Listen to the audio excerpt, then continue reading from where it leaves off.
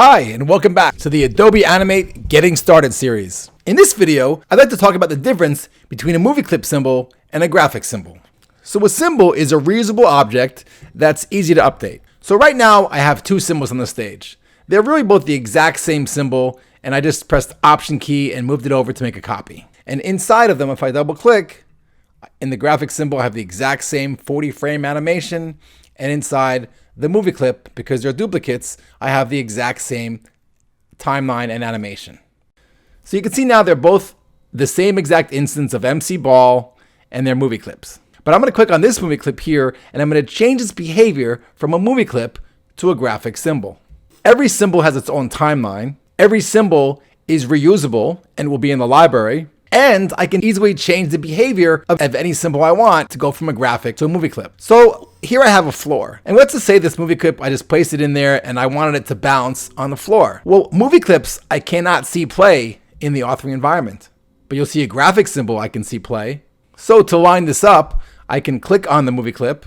I can temporarily change its behavior to a graphic symbol. And then you'll see as I scrub the timeline, it'll sync with the main timeline. When it gets down to the bottom, I could just click right here and move the entire symbol down until it's touching the floor. And then I could just change the behavior back to a movie clip. A movie clip loops independently of the main timeline, regardless of what's happening on the main timeline. Whereas the graphic symbol is linked to the main timeline. If I move one frame forward on the main timeline, I'll move one frame forward on the graphic. If I move 2 frames forward, the graphic will move 2 frames. If I go to the end of the timeline and stop, the graphic behavior will stop. So the movie clip does not play in the authoring environment, but the graphic symbol does. Because the movie clip is looping independently on its own timeline, and I need to press Command Enter to test that out, whereas the graphic symbol is synced to the main timeline. So right now, if I tested the movie, we would see 2 bouncing balls looping over and over again. Because in test mode, it always loops. I made a new layer here called Actions. And at the last layer, I'm going to click and I'm going to press F9 to open up my Actions panel. And I'm just going to add a stop action. And then I'll test the movie. So now what's going to happen is I'm going to get to the end of this timeline and the main timeline will stop. And we can see the difference between the movie clip and the graphic symbol.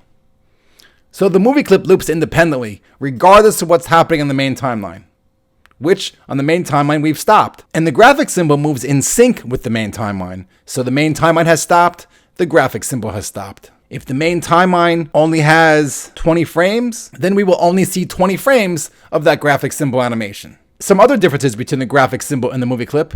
The graphic symbol has 3 different choices for looping. I can either loop, which means it'll loop over and over again. So if I want this ball to bounce twice, I'd have to show it on the timeline for about 80 frames, right? We have 40 frames to our animation.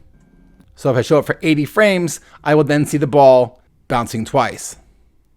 I could also loop the ball from any frame I want. So what if I wanted this ball to start at frame 20? I'll press Command Return to test the movie. You'll see that it starts from the bottom. And of course, then it stops. So I can use this graphic symbol to create some more variety in my animation. So if I press the Option key down and I clicked and drag, I can duplicate this symbol, make a copy of it. And now I have 3. And you'll see the first one is starting from the first frame.